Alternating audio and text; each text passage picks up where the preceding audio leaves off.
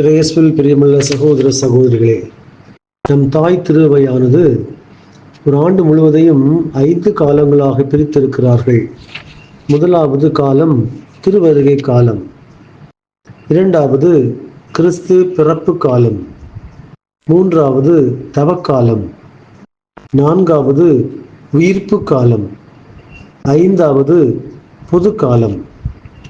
நாம் இப்போது திருவருகை காலத்தில் இருக்கிறோம். இந்த காலம் இறைமகனின் வருகைக்காக நம்மை தயாரிக்கின்ற காலம்.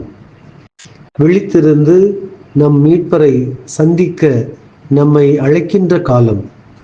இருளின் பிடியிலிருந்தும் அடிமையின் பிடியிலிருந்தும் அழிவில் இருந்தும் துன்பத்தில் இருந்தும் காத்துக்கொள்ள மானிட மகனை சந்திப்பதற்காக அவரை நம் உள்ளத்தில் ஏற்று அவரையே அணிந்து கொள்ள அழைக்கும் அன்பின் காலம்.